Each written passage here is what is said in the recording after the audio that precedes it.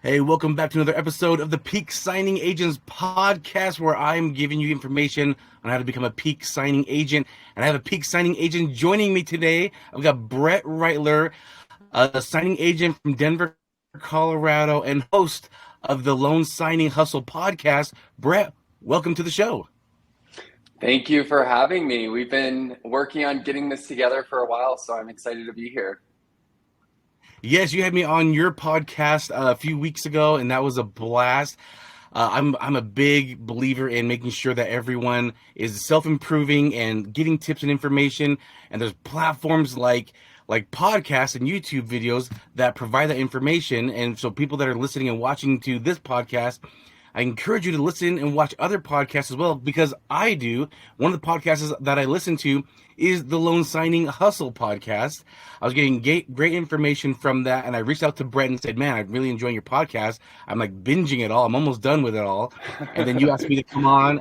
I enjoyed it, and so now that my listeners have gone up, I've said, okay, now it's worth your time to come on mine so that I can share your podcast. But also, love to know more about your story. Brett, how did you become a loan signing agent? Well, it all started in 2020. Around September in 2020, my brother came out to see me here in Denver, and him and I have always had an entrepreneur-like mindset. And he was like, "There is a video I need to show you. I think it's viable way of making income." And I said, "All right, hit me." And he showed me Mark Will's video of, I think it was loan signing agent Alex, and he made, I Oh yeah. think, 10, yeah, like $10,000 in a month. And I was like, Right. no way. There is no way that a notary public is making $10,000 in a month. Were you notary So already or no? no, I think Okay. within 5 days after that, I got my commission, I bought Mark's course, and I just dove right in. So after Okay, watching that's that pretty video, yeah, it was pretty crazy. But after watching that video, I was like, okay, how many title offices are near me?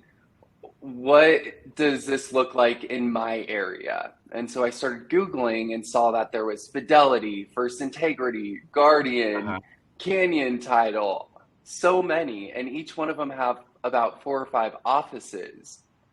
So I knew that there was a way to make this kind of income if I put in the work. So you telling me that you looked at the local title offices. Did you go direct from the get-go? No. So I Okay. initially started with signing services because I wanted to get my feet wet and I was actually terrified to do my first closing. Right. So you're terrified to do your first closing. How did you get over it? Well, one, you just got to do it. So Yeah. I had my first closing was a refinance um, out of California. So they were visiting, they were staying in a hotel in downtown Denver. I didn't know what to expect, but it was about 180 documents, 180 pages. Wow. Yeah, so that took me about 2 to 3 hours, and I did Oh miss wow. something on it. After all that time, you still missed something and had to go back? Yes. So I ended up calling him up and was like, hey, I need this signed. And they were super cool about it. They're like, well, we're flying out at like 7 a.m. So um, I just had to make it work. And I was working 50 to 60 hours as an account manager at my other Oh. job. So I was kind of stressed out because, my employer didn't know I was doing something on the side. And it was kind of a mess, but I got it done, and that was my first closing. Wow, that is an experience. Can I ask how much you got Yeah. paid for that job? I believe it was, I think it was about $80. Yeah. Okay, all right. So after your first experience, it was 180 pages. That's a pretty good sized packet. Was it like mixed letter and legal size? It was. And it Okay. was a disaster getting my printer. So I made sure I had everything, the scanner, my brother printer, before I even accepted anything. I thought I had it all figured Uh-huh. out, but when I received the Yes. documents before, it was printing out all messed up. I had my Mac that I was using, and Macs aren't very user friendly when it comes to printing legal and letters simultaneously. Right. I just this week I've had two messages or phone calls asking me that just try to help me, asking me to help them troubleshoot their printer settings. And it's one of the people I've never even talked to before ever. And I'm like, how did you get my number? Like, I'm like, this is so random. Yeah, it's funny how so many people even in total have contacted me to say I don't know how to print. And I'm like, I don't know why you guys think I'm a printing expert, but I'll give you some tips that I think might help. Um, yeah, I always tell people, hey, make sure that you've tested your scanner and printer before accepting. It's great that you got it, but let's make sure you test it before you go out and accept your first offer. That's funny. Exactly. And I did test it, but I it didn't work out. And I ended up having to get a Microsoft Surface that I Okay. only use for loan documents because my Apple products were not working. I was spending so many hours trying to figure it out. And then there is a really cool document separator on, I think it's some notary website, but it separates the Notary legal and rotary. letter. Yes. And I think Okay. that's what saved me that day. Ah, okay. All right. I funny, my first signing, it was, they said it was a refinance, it ended up being a reverse mortgage. And Oh, or no, maybe it was a VA. It was a VA, but it had like over 200 pages, mixed letter legal. I had no idea, right? This is my, and I never took a course. I just purely just like I got this. Went out there. It took it took about an hour to get through it, and didn't know really what I was doing, and I didn't even get paid for it. That was my first signing experience. I didn't get paid for it. My second signing was a reverse mortgage, and mixed letter and legal. I didn't know about that little flap on the end of the printer, so I went to the bathroom, came back out, and everything was on the floor. did you And have I'm to like, reorganize it? I had to reorganize. I thought, what's better? I can't remember what I did. I just was thinking, what's going to be faster, reorganizing or reprinting?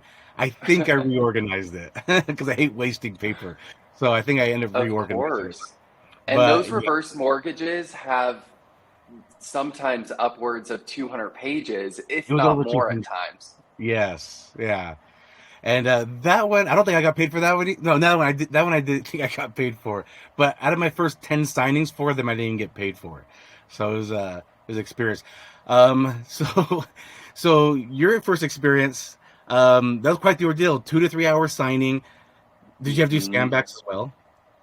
I did, So yes. And scan I backs. think that's where they picked up that Oh I yeah, had that's for missed. errors. You had to go Hmm. back. You got paid $80. What'd you think after all Yeah. that though? After all of that, you got paid $80. What'd you think about it? I loved it. I knew Nice. going in after taking Mark's course that it might take a little bit of time because, you don't really know the documents in full detail at that Yes. point.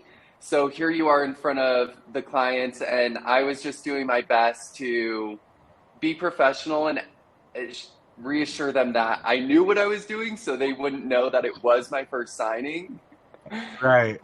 So, if you are out there and a notary going to do your first closing, just be confident because they don't know that you've never done it before, and they're not aware of that unless you make it very apparent and say, "Hey, I've never done this before," and it'll probably make them feel more uncomfortable if you make a statement like that. True. Yeah. That is a good point. So you did your first signing, a little disastrous, I guess you could say, but ended up going well. Then you started doing some more signings. You started getting more comfortable. Is that right? I'm assuming. Yeah. So I was only signed up on signing services. I did my best to sign up upwards of about 100 signing services, Oh, nice. and I was getting texts and mainly just texts about, are you available? But it was really hard because at my job, I was working Yeah. 50 to 60 hours a week. And I had to really be particular about what I accepted. And it usually would have to be after 5 p.m., X, Y, and Z. So I got to a point where I just kind of jumped off the cliff. I was making six figures as an account manager before, and I Oh, just wow. gave it all up to run this business. And I did that after I had a few direct clients. And yeah, that's kind of where my business journey began. And my previous business life ended. So you always had an entrepreneurial spirit. You got a job. You're making six figures. You decided because you wanted extra money, or you wanted to go back to an entrepreneurial careers lifestyle. That's why you went to loan signings, or just for extra money. My whole thing behind it was the freedom of my life. And I've always had that entrepreneur mindset because I Got it. love the freedom of being able to spend time with friends and family when it allows. And that job was kind of just taking all of my time, all of my energy. And I really Uh, saw this as an opening to eventually build up back to that income and then hopefully exceed it at one point when I've put in enough hard work. okay, that makes sense. That makes sense. So how long were you doing it before you quit? For example, like were you getting more consistent signing opportunities, or you realized like, okay, I'm getting opportunities, but I'm at work, so I'm not able to take those? Like, where did the balance come from when you said, okay, it's time for me to quit? After I did about 20 closings from signing Oh, services, okay. I went direct Um, and was like, it's now or never. If I'm going to do this, just go direct. That's where the money is. You keep the whole fee. And yes. so after 20, that's when I went direct. And then I started getting, I think my first client was Fidelity, and that was a Okay. disaster. Why? Because when I signed up with Fidelity, I they have a subcontractor contract, and I didn't read that it was paying only $50 a closing for your first year. Oh, Now, this might just be a local thing, it might not be in other states, but that's what my contract had. And I started working with two escrow officers, Megan and Sophia. And then I sent my invoicings for like 10 closings they gave me the first few weeks. nice. And they were not the escrow officers, but the accounts payable was like, why are you billing us for $125, $150? And I said, well, the branch manager said I could charge in between this rate. Well, the branch manager didn't know I signed the subcontractor for $50. Oh, So they said we love Brett so much that they pushed everything through. They put me on as a vendor, which is great for my signing service now.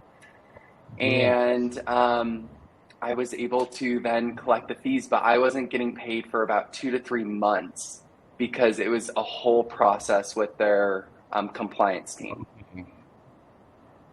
God, Yeah. oh boy. Well, it's nice that they worked with you and got it taken care of. Yeah, they're my biggest client now. So it Okay. was worth it, but it was a little bit of a struggle because that was going on when I left my job. So income was So kind of then 2 or 3 hard. And months, no income. hmm so I God. was really hustling to build relationships, get into other title companies, and get to a stable point. And that's ultimately why I created the Loan Signing Hustle podcast. Okay. All right. And if you don't mind sharing, what was something that you would do when you would walk in to get your direct clients? Was there something that you said, or was there like a pitch or something from the loan signing system that worked for you? What was it that kind of worked for you as you walked into title companies? So I knew that I had to have everything built up with my business. So I started my LLC, got my tax identification number. I made business cards. They were really nice and thick. I was like, if I'm going to do it, try to do the best quality as possible. Nice. And we have Voodoo Donuts here in Denver, Colorado. And Okay. every morning they give away their old day old donuts for $6 to $10. So I Oh, was getting their boxes um, and filling up these Voodoo Donuts, and I would go in and say, "Hey, I'm here to meet with the branch manager. I have to drop these off for them." They're like, "Yeah, let me just go get someone." And almost every time I've gone into an office, I've never been stopped at the front desk. great. And has every single office you went into gave you business?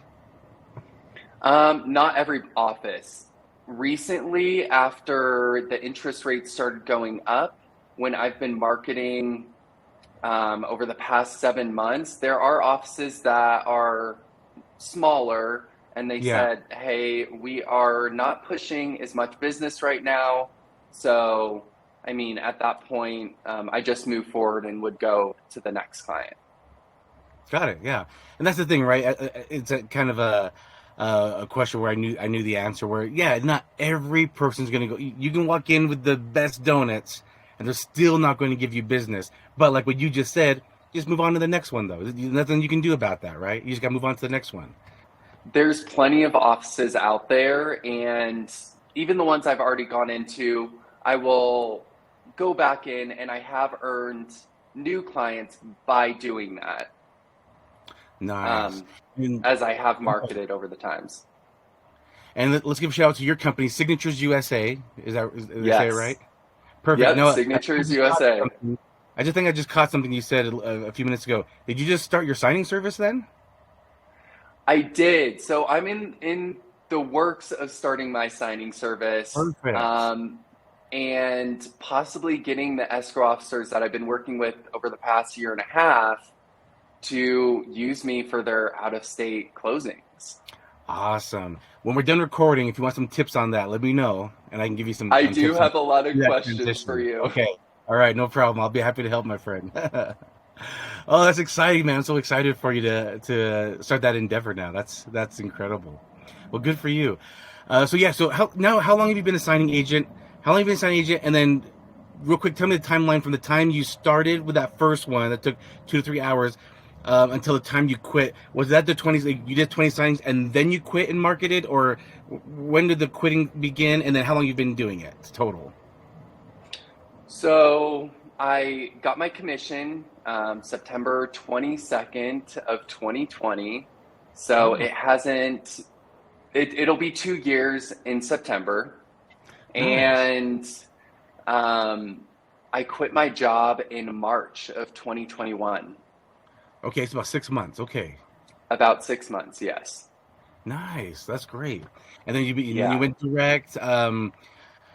So you marketed direct, still doing signing services as well as they come in probably. Um, yes. that's the A transition.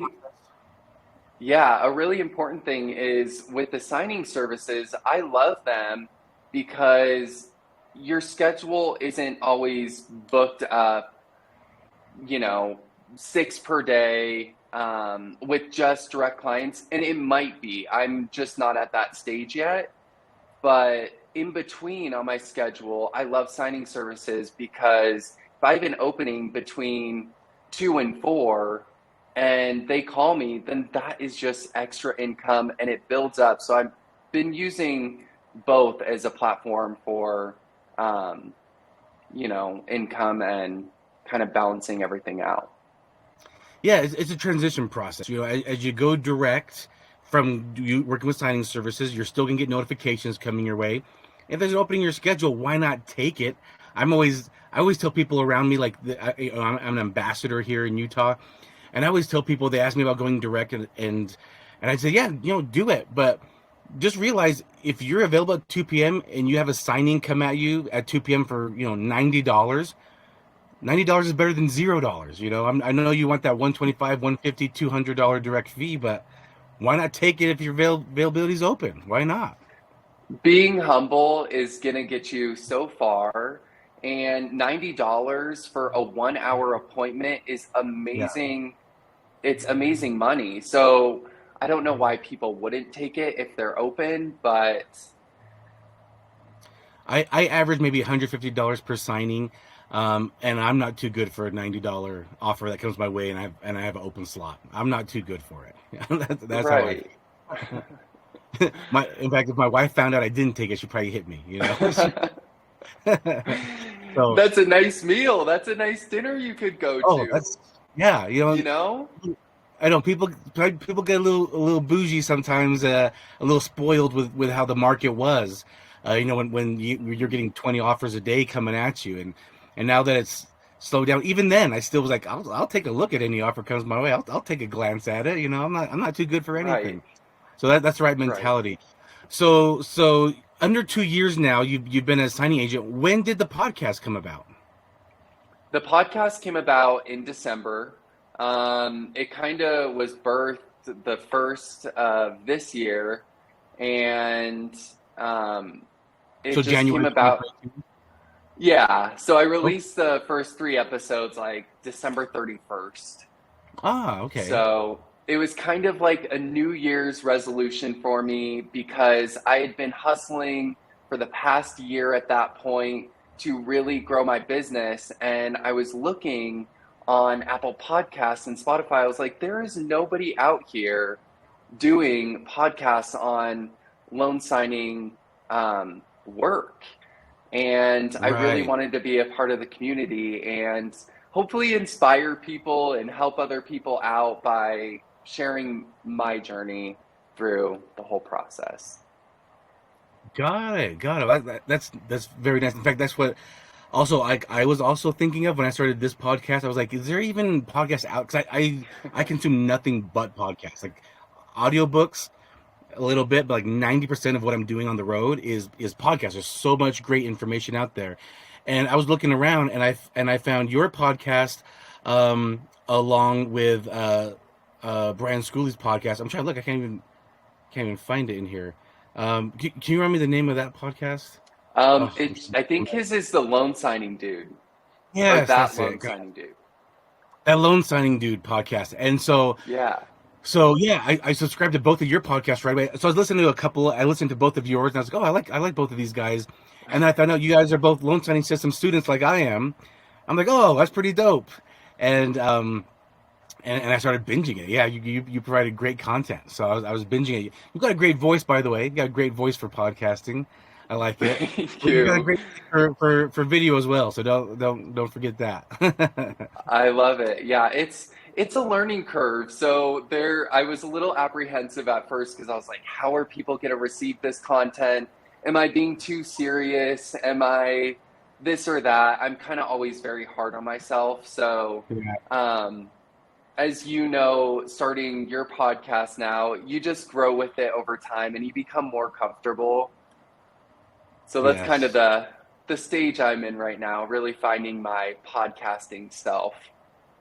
That's great, man. Well, that's good, and you provide great content. I enjoy listening to it, and I encourage, like I said, everyone that's plugging in, keep seeking out information to be on the road. If you're on the road a lot, like we are, I call ourselves road warriors because we're on the road a lot, driving, putting on miles. I think last year I put 30,000 miles on my vehicle, on my mobile office, and I'm just listening to nothing, just to keep my brain sharp, right? It's just constant listening to things. So I listen to your podcast along with so many other podcasts because it's like I thirst for information and knowledge, and then hearing other people's points of view and perspectives. So I'm also a big donut guy. I'm all about giving donuts out as well to my offices. So I bonded with that idea right away. But just like hearing your podcast and your stories, I was getting ideas like, oh, I could do this better. I can do this different. And so that's why I think it's great that people have these platforms that we can get on and people can grab information from all different sources and hear different perspectives and ideas to help grow our businesses and learn off each other's businesses. I love that aspect of it all. I don't know if you feel the And same way. you're exactly right. When we're on the road and driving, it is so good to keep your brain sharp by, like you said, audiobooks, podcasting. And when you're starting out in the loan signing business, it's nice to hear actual stories like you give Yeah. and Brian Schooley gives. So it really keeps everyone inspired to keep moving forward. There's business out there. You just can't give up. Failure is not an option. That's exactly right. So that podcast again for everybody is the Loan Signing Hustle. Whatever you're listening to this on, I'm sure you can find it there as well. Shouldn't be a problem. So Brett, if somebody was like brand new, wanting to get started, and they were like, "Hey Brett, I want to ask you what would be like a few golden nuggets, a few gems that you would give them, someone brand new getting started?" I would tell somebody starting in the business to definitely study up on the docs. Taking the course really helped out for me. I know you had a different route, but for me, I love studying and understanding at least the gist of the documents really helps set you aside from other new loan signing agents out there. Because when you're going into an escrow office, and you can say, hey, I know how to handle funding conditions at the beginning of the closing, so we can get them out of the way so it's funded by the time the closing is over, so nobody has to wait around. Those are things that they don't just hear from somebody walking into the office every day.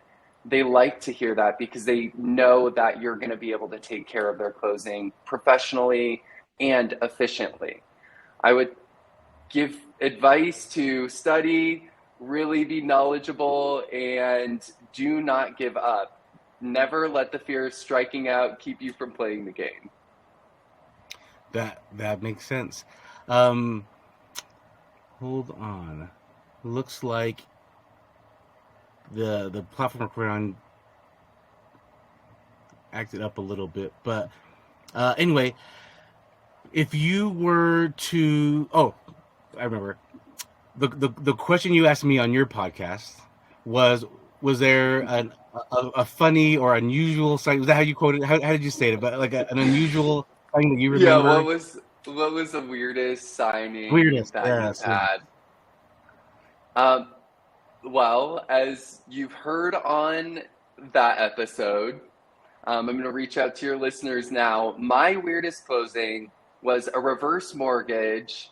So you always know when you're dealing with a reverse mortgage that it's somebody over 62, they could be very elderly, and it's a lot of documents. So I went up to the house and knocked on the door. Nobody was answering. I was like, okay, well, maybe they're just taking a while on their stroller to get over. And when the woman opened the door, she was totally undressed. Oh And no. yeah, she was totally undressed. She's like, I'm sorry, I just got out of the bathroom and it's taking me some time. I said, there is no rush. Take your time. And she had to get her, I think, like diaper on, and Oh wow.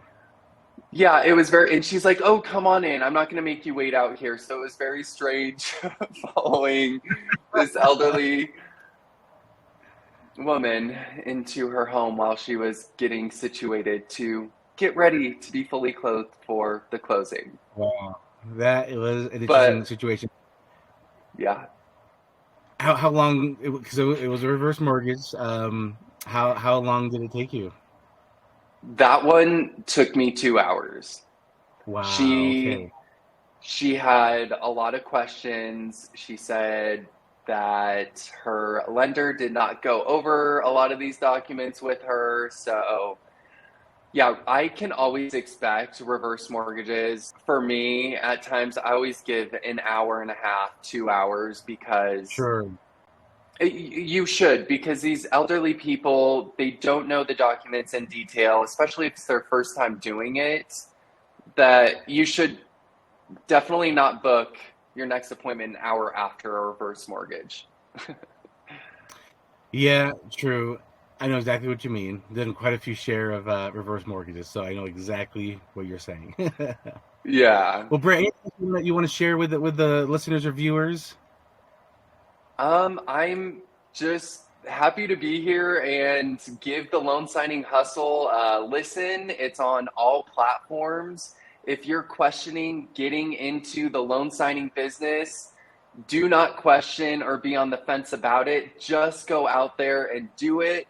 Be confident with it. And there is the business out there. Even with the market changing, I think it's starting to balance out now with interest Yes. rates balancing out. So it's going to be a little more consistent, but you have to go out and get the business, and it's there. So I wouldn't hesitate. You're absolutely right about that. Well, Brett, thanks again for coming on and talking, sharing your story. I'm sure a lot of people got great nuggets from that.